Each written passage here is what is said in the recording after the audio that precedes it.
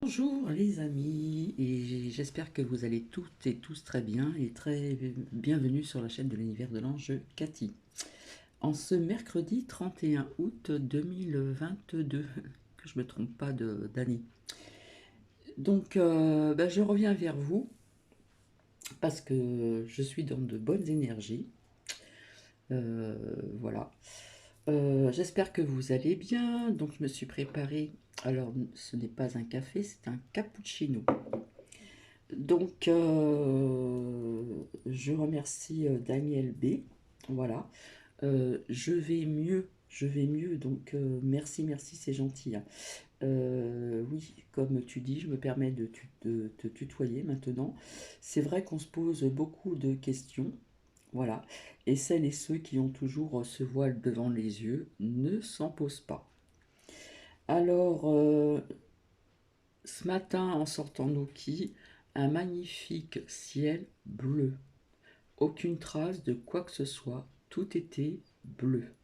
Et j'ai constaté, puisque j'aime bien, vous le savez, regarder le ciel, que ce soit la journée ou le soir, parce que j'aime bien les étoiles, etc., voir un petit peu ce qui se passe aussi.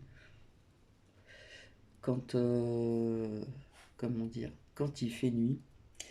Alors, ce que j'ai constaté, c'est qu'il a plu, alors je sais plus si c'est hier ou avant-hier, hein, il y a eu deux averses, bon, mais bon, pas assez pour que l'eau elle pénètre bien dans la terre, hein. C'est un petit peu rafraîchi, etc., etc., mais pas assez pour cette terre qui est encore très sèche, même ici dans le Grand Est. Et avant ceci, je vous ai je vous ai montré qu'il y avait des traces de. Alors je vais dire ça comme ceci.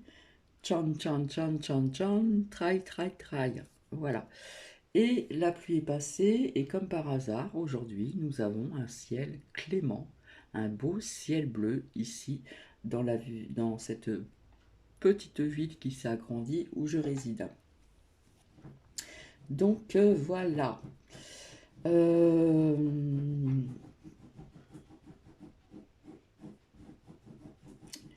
Alors, on m'a appris que la UCI ferait des blocages au niveau de Angie en France et ailleurs. D'accord? Bon.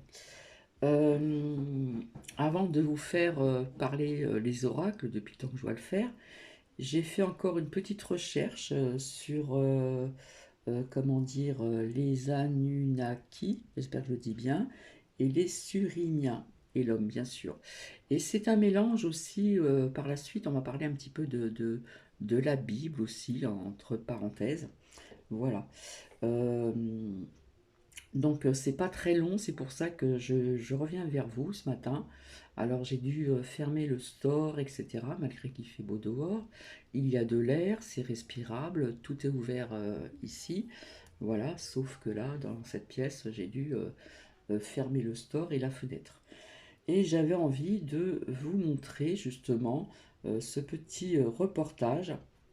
Et comme je le dis tout le temps, c'est à vous de prendre ce qui résonne en vous et lâcher prise euh, de ce qui ne vous parle pas. Voilà. Donc c'est vrai que j'avais partagé ceci aussi ailleurs. Je n'ai pas pu retrouver cette fameuse vidéo que j'ai mise sur ma seconde chaîne. Donc si vous voulez aller faire un petit tour, c'est l'univers de l'ange Cathy 2, le chiffre 2, tout simplement. Donc j'ai trouvé autre chose qui n'était pas très long. Voilà. Et je reviendrai après, enfin, pour vous faire parler des oracles. Voilà. Donc, comme je vous l'ai toujours dit, je ne. Là, ça va parler peut-être un peu de tout. Enfin, on verra bien. De toute façon, on verra bien. Voilà. Et toujours à ma façon. Donc, j'espère que vous allez bien. Donc, hier, je vous ai quand même partagé encore une suite de cette guidance, n'est-ce pas? Avec, les messages de ces êtres hein, qui vivent dans la forêt. Voilà, on y croit, on n'y croit pas, hein, les petites fées, les ceci, les cela, etc. qui sont visibles pour certaines personnes et invisibles pour d'autres personnes. Tout dépend comment nous sommes en nous, tout dépend de notre, comment dire, j'arrive pas à trouver mes mots. Soit nous sommes dans la 3, la 4, la 5, la 6 et voire plus D. Hein, voilà.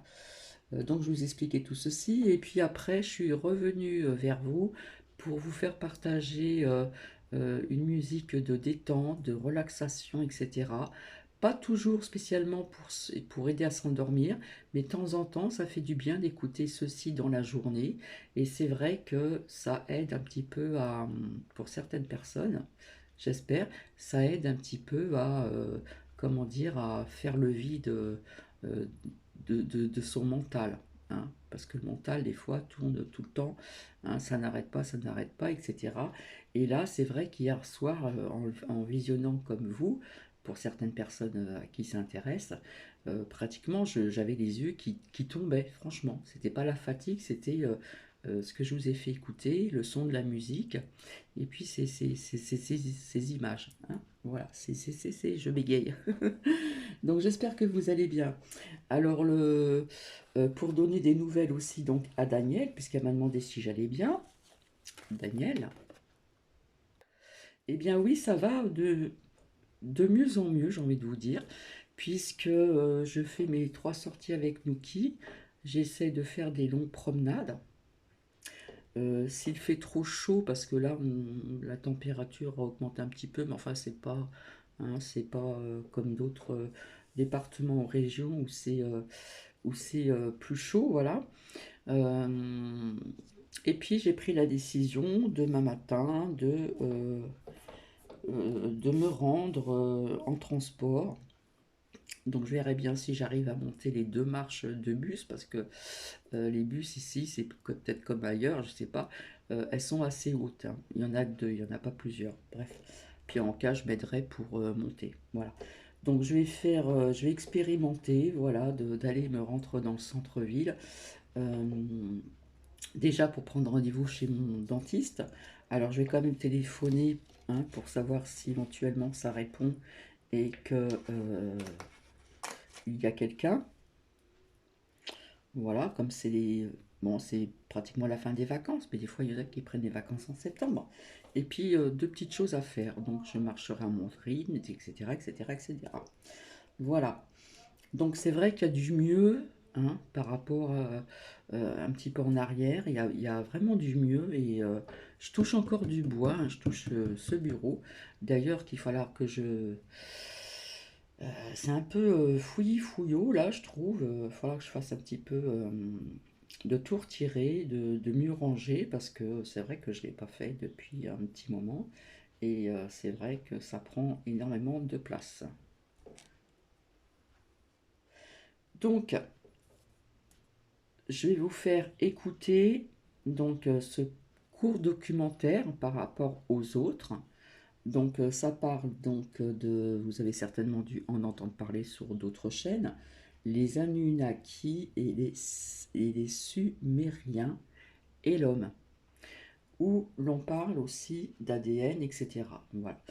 Après, on en prend, on en laisse, on prend vraiment ce qui résonne en nous, d'accord?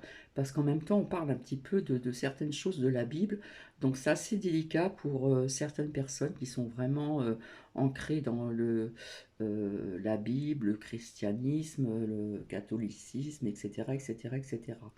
Voilà. Mais enfin, bon, il y a des choses qui sont intéressantes, il y a des choses qui ont résonné en moi. Je l'ai écouté ce matin et puis j'ai dit, tiens, je vais le partager. Et je reviendrai vers vous pour ce que je vous ai, pour ce que je vous ai dit. Hein.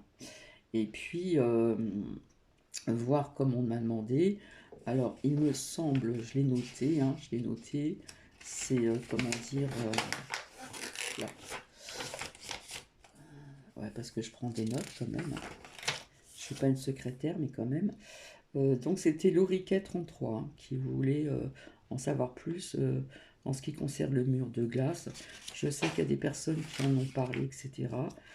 Donc c'est pas évident, c'est très rare quand je réponds et que je fais quelque chose à la demande d'une personne, puisque Je viens quand je sens de venir. Quand je suis pas venue vers vous pendant un certain temps, c'est que c'était pas le moment pour Bibi, parce que quand on souffre, etc., euh, je trouve que c'est pas bien de faire parler les cartes parce que on n'est pas, comment dire, euh, au niveau des énergies, c'est pas le top, hein. Voilà, je parlais comme ça. Donc je vais éteindre la lumière et puis je vais vous laisser visionner. Donc je vous laisse vous installer confortablement, pardon, petit thé, café ou de l'eau fraîche ou autre chose, bref. Et puis, bah, écoutez, j'attends toujours les commentaires parce que je trouve que c'est important d'avoir des échanges. Voilà, c'est toujours important d'avoir des échanges. Et je vous laisse donc visionner avec ces images. Voilà, donc je vais éteindre la lumière et je vous retrouve plus tard. Donc je vais mettre sur pause et bon visionnage. À tout à l'heure.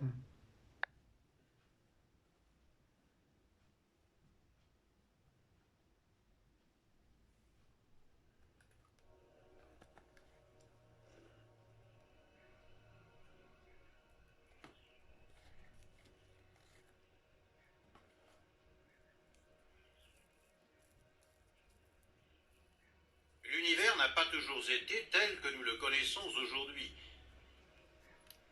À l'origine, il y avait l'œuf cosmique, un concentré de masse atomique qui explosa après avoir atteint la limite de la densité il y a 15 milliards d'années et projeta ses fragments à travers l'espace.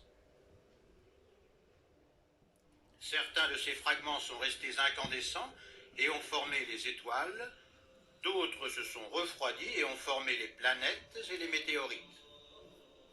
Ces éclats, voyageant dans l'espace, ont fini par former le nombre inimaginable de 10 puissance 11 galaxies qui forment l'univers.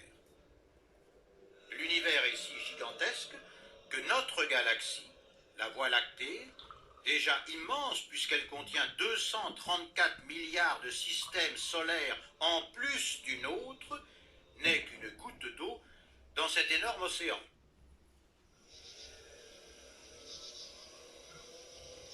Il y a environ 5 milliards d'années, dans un agglomérat de météorites errantes dans l'espace, la présence de radiations ultraviolettes permet l'apparition des glucides, molécules essentielles pour les fonctions reproductives. Quand ces météorites et leurs glucides entrent en collision avec des planètes où le carbone et l'eau liquide sont déjà présents, la vie apparaît. C'est ainsi que des formes de vie naissent sur certaines planètes de la Voie lactée et probablement sur d'innombrables planètes d'autres galaxies.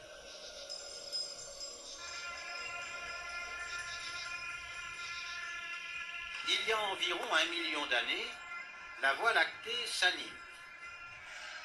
Des êtres semblables aux humains, mais mesurant 2 fois leur taille, les belliqueux Anunnaki, qui prédominent sur une planète orbitant autour de l'étoile Némésis, acquièrent une technologie si avancée qu'ils peuvent explorer l'espace. Ils parviennent même à pénétrer le système solaire, colonisant Mars et Nibiru pour en faire des stations spatiales. Nibiru est une planète qui met 3600 ans pour effectuer son parcours autour du Soleil. Au commencement, lorsqu'elle fut attirée par les forces gravitationnelles de notre système solaire, Nibiru entra en collision avec la planète Tiamat et la cassa en deux, générant la Terre et la Lune. Son orbite s'est maintenant stabilisée, mais dans le passé, à chaque fois que Nibiru s'approchait de la Terre, elle causait un désastre. Ces passages successifs provoquèrent les glaciations, la fossilisation de forêts entières et la disparition d'animaux énormes tels que les dinosaures.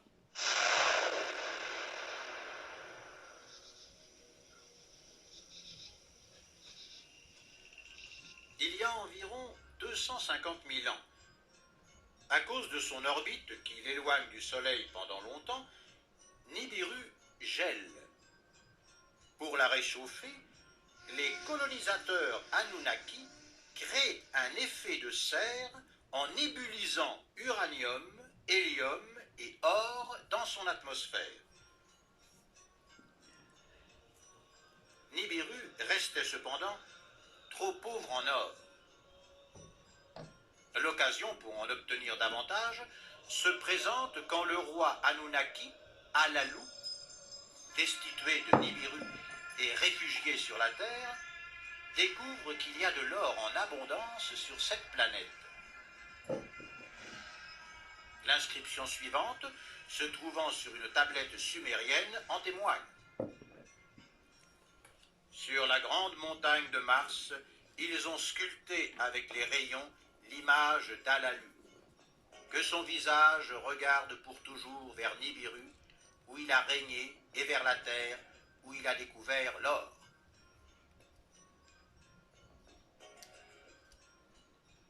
Sur Mars, dans la zone de Saint-Donia, il y a en effet une formation montagneuse semblable à un visage humain.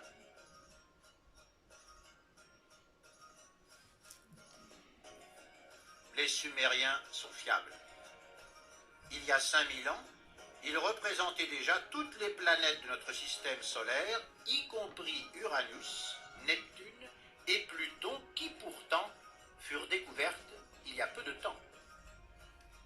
Ce n'est pas un hasard si le premier salut incisé sur le disque qui a accompagné en 1977 les sondes américaines Voyageurs lancées dans l'espace pour contacter d'éventuelles civilisations extraterrestres était en langue sumérienne.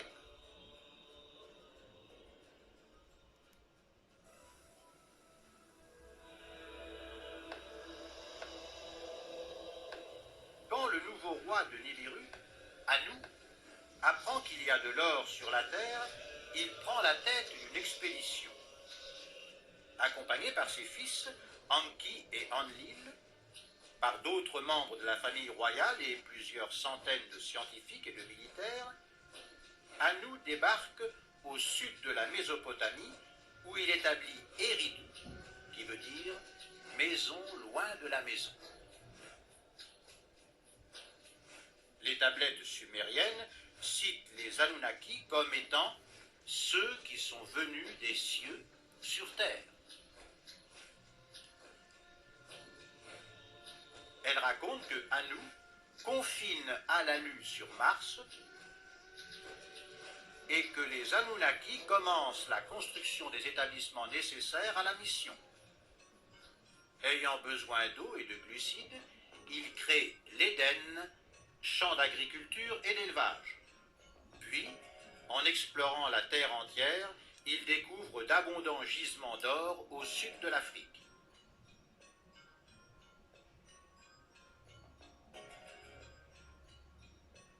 Satisfait, le roi Anu repart et laisse le commandement de la mission à Enlil, son héritier, tandis que Enki dirige les mines d'or dans l'actuel Zimbabwe. Mais les explorateurs Anunnaki, utilisés pour la dure tâche des excavations d'or, refusent bientôt de travailler. Dans la Bible, écrite des millénaires plus tard et qui reprend les récits sumériens, les Anunnaki sont appelés Elohim et cette rébellion est représentée par les anges désobéissant aux ordres de Dieu. En ce temps-là, des troupeaux d'Homo erectus vivent au sud de l'Afrique. En les observant, Enki réalise que ces primates sont adaptés à creuser la terre. Il capture donc une femelle erectus et l'amène à Enlil, chef de la mission. Celui-ci donne l'autorisation d'effectuer des expérimentations et le groupe médical Anunnaki manipule génétiquement un ovule de cette femelle le greffant à l'ADN de Niursag, épouse de Enki. C'est ainsi qu'il y a environ 200 000 ans, naît un hybride stérile, mâle, fort physiquement et intelligent. Les Anunnaki l'appellent Lulu et en clonent 1 millier qu'ils transportent en grande partie en Afrique.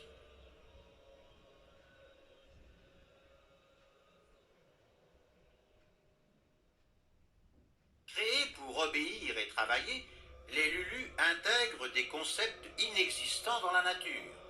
Celui de Dieu, en reconnaissant les capacités supérieures des Anunnaki, et celui de l'immortalité, tiré du fait qu'ils ne peuvent jamais constater la mort des Anunnaki puisque leur espérance de vie dépasse des milliers d'années terrestres.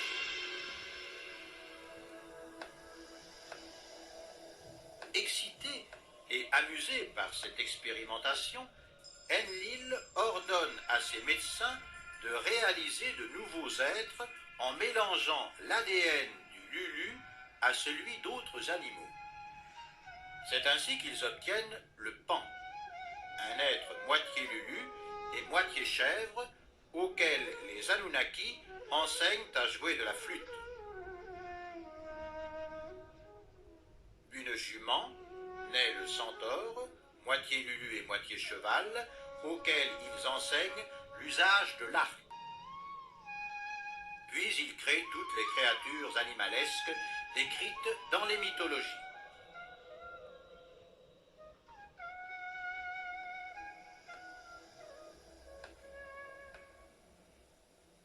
L'amusement se termine lorsque ces hybrides s'éteignent, ne vivant que 100 ans, tout comme les Lulus. Les médecins clonaient en continu, mais en nombre insuffisant. Les travaux traînaient. Enki comprit alors qu'il fallait un Lulu fertile, apte à procréer, sans plus passer par les laboratoires. Enlil n'était pas d'accord sur ce point.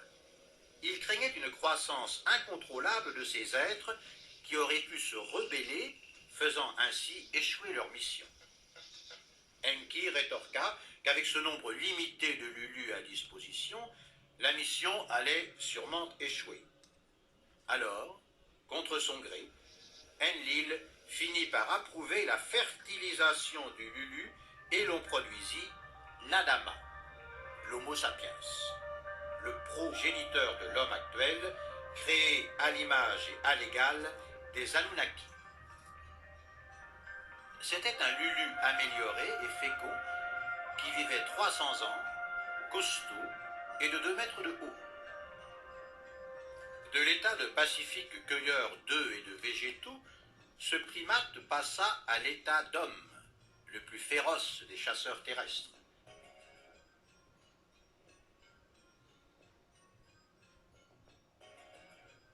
Cette idée que l'Adama puisse être dangereux divisait encore les Anunnaki.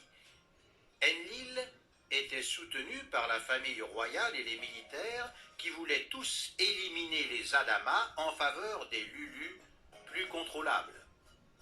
Enki, appuyé par les scientifiques, considérait que les Adamas, bien instruits, étaient une ressource importante pour les Anunnaki et que dans le futur, ce serait à ces êtres humains qu'il reviendrait de gouverner la Terre.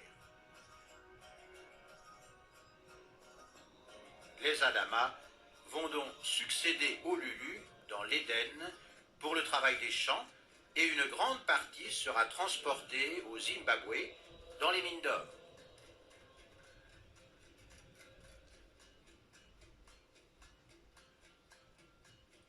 Un problème se pose en Afrique lorsque Enki engrosse 2 femelles humaines et que celles-ci mettent au monde des fils. Quand Enlil l'apprend, il devient fou de rage.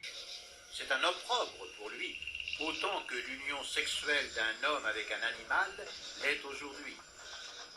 Il accuse les femelles humaines de péché originel et ne souhaitant pas que ce problème surgisse à hériter, il ordonne de chasser les êtres humains de l'Éden. Dans la Bible, c'est le renvoi du paradis terrestre.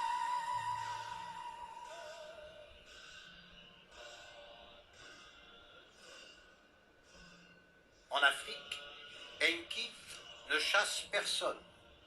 Bien au contraire, il enseigne des connaissances supérieures à certains humains pour en faire les premiers rois. Le reste des hommes, eux, doivent creuser.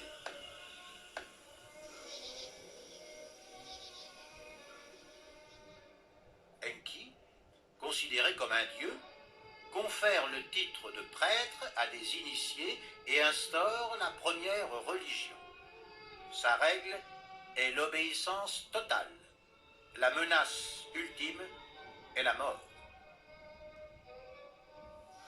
L'homme est donc contraint de servir ce Dieu impitoyable. Pire encore, ce concept du pouvoir absolu est adopté par les rois qui exploitent à leur tour leurs assujettis avec violence.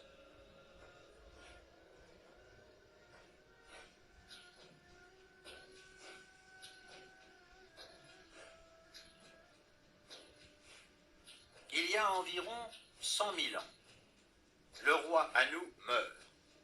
Enlil n'a pas de temps à perdre s'il veut conserver le trône. Les Anunnakis sont sans scrupules et les prétendants ne manquent pas. Il déclare donc la fin de la mission. Sa priorité est désormais que tous se retournent sur Nibiru pour défendre son trône.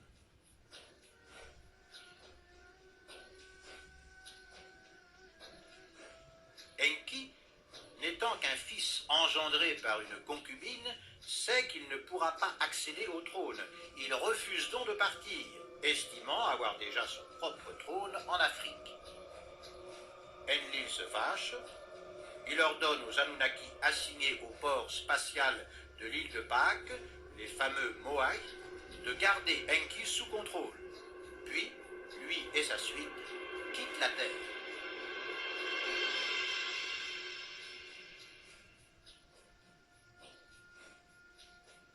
Enki, ne sachant pas quoi faire de tout cet or abandonné, le donne en cadeau aux hommes les plus fidèles.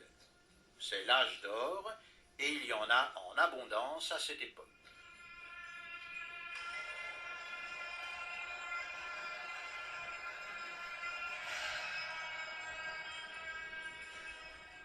Il y a environ 50 000 ans, Enki et sa cour quittent le Zimbabwe pour Eridu. Eux se déplacent à bord de leurs machines volantes et sont suivis sur Terre par les rois les plus fidèles et leur peuple. C'est la première grande migration humaine allant de l'Afrique au Moyen-Orient. En remerciement, Enki donne à toute fille de roi l'un de ses fils comme époux, et de ces unions naissent des mortels exceptionnels, les dieux héros.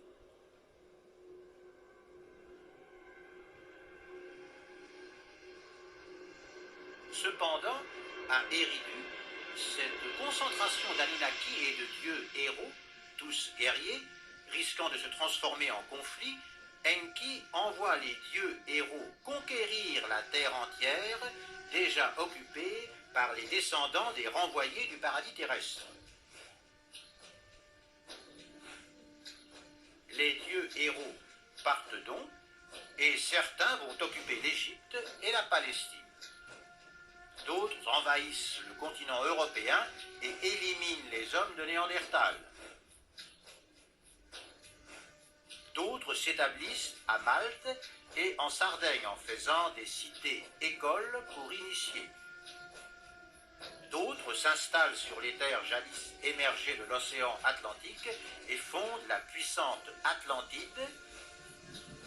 Et d'autres encore arrivent jusqu'en Chine et en Inde. Les dieux héros équipent leur territoire de bases pour le lancement de missiles, de gigantesques constructions en pierre où garder leurs armes nucléaires et d'énormes phares pyramidaux visibles du cosmos. C'est ainsi qu'apparaît simultanément, en différentes parties du monde, le même type de construction et de culture. À la mort des dieux héros, leur trône passe aux descendants engendrés avec des humaines, formant les premières postérités royales.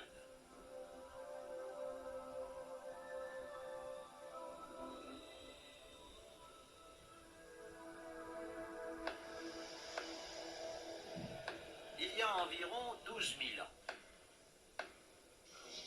la flotte spatiale de Enlil, devenu roi de Nibiru, revient sur la Terre pour éliminer ces êtres humains qu'il avait, contre son gré, autorisés à voir le jour.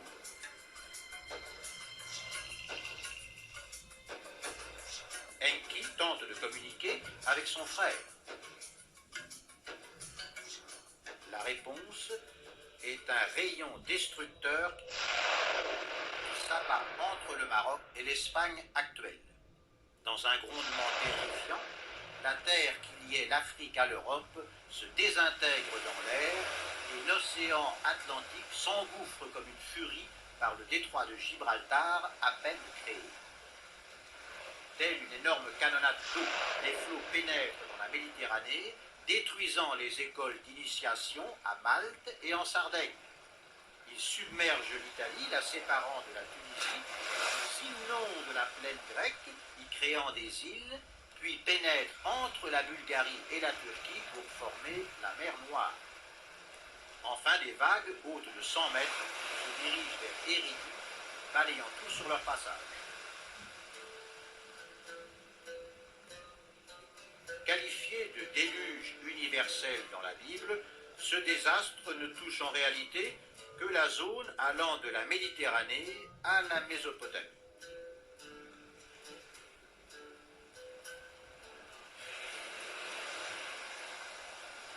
Enki avertit le roi Siusudra, le Noé biblique, qui construit une grande barque où il se réfugie avec sa famille et ses animaux.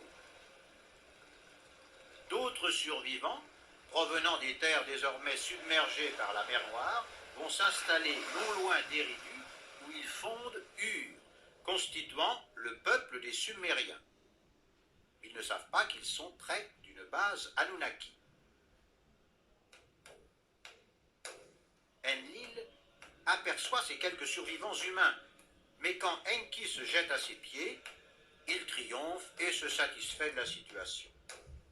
Cependant, il n'est pas revenu dans le système solaire uniquement pour punir Enki et les humains.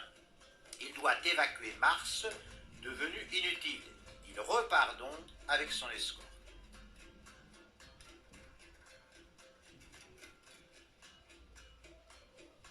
Entre-temps, l'arche s'est enlisée dans l'actuelle Arménie. Noé et sa famille sortent alors et se regroupent dans les premières agglomérations urbaines. Ils cultivent la terre, élèvent des animaux et vivent en harmonie avec la nature. Oubliant leur origine extraterrestre, ils organisent une société sans hiérarchie et sans discrimination sexuelle, avec comme règle le cadeau pour entreprendre les échanges.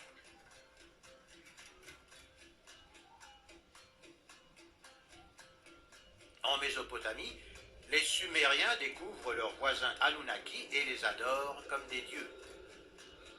Les Anunnaki, eux, se flattant d'être considérés comme des divinités, s'amusent à exposer leur savoir à ces petits hommes à la tête noire. Dès lors, les Sumériens inventent l'écriture en imprimant sur des tablettes en argile des caractères cunéiformes représentant les expressions phonétiques de la parole. Ils inventent l'école pour l'instruction et ils accomplissent des calculs compliqués en ingénierie, se montrant capables de résoudre des équations algébriques de 3e degré. Ils connaissent le système solaire et inventent le premier calendrier, divisant le jour en 24 heures et l'heure en 60 minutes.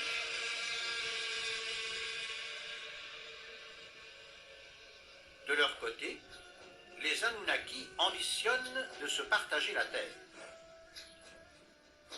Le fils de Enki, Marduk, soumet les gens de la Tunisie jusqu'au Soudan et constitue le peuple des Égyptiens.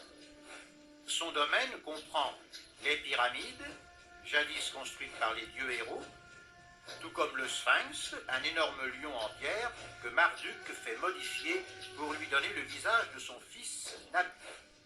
Mais Marduk est bientôt chassé d'Égypte et revient en Mésopotamie où il bâtit Babylone.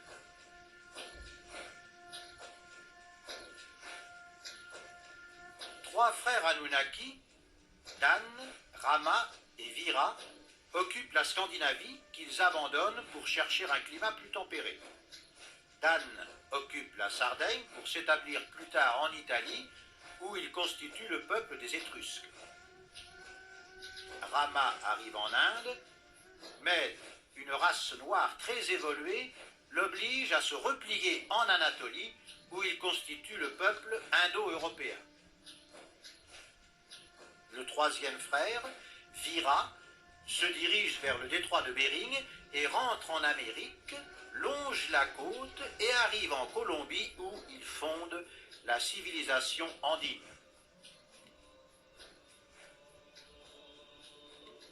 L'Anunnaki Wang, appelé l'empereur jaune, occupe la plaine de Pékin et envahit les peuples voisins, établissant l'ancienne Chine.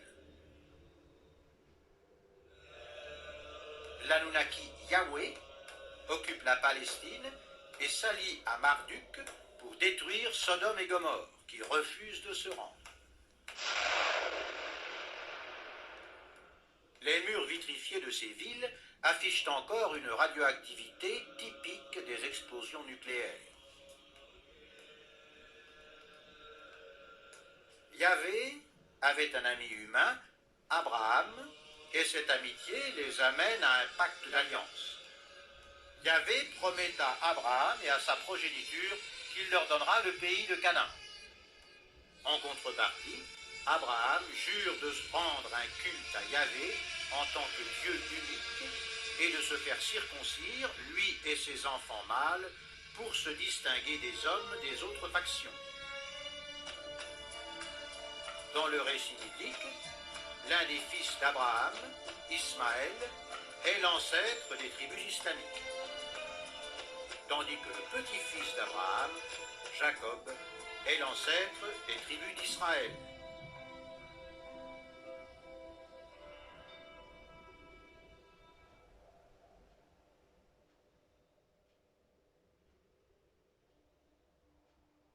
Il y a environ 5000 ans, une révolte éclate sur Nibiru.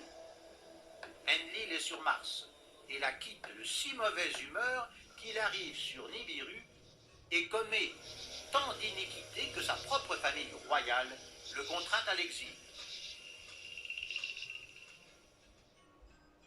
C'est Enki qui est alors rappelé d'urgence sur Nibiru comme héritier du trône. Lui, qui souhaite laisser aux hommes la gestion de la terre, appâte les Anunnaki répartis dans le monde en leur promettant que s'ils le suivent, il partagera avec eux le pouvoir sur Nibiru. C'est ainsi qu'il y a environ 5000 ans, les Anunnaki abandonnent la Terre.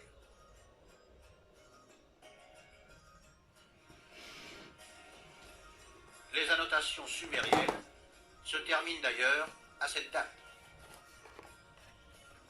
À cette même date, la préhistoire s'achève et l'histoire débute.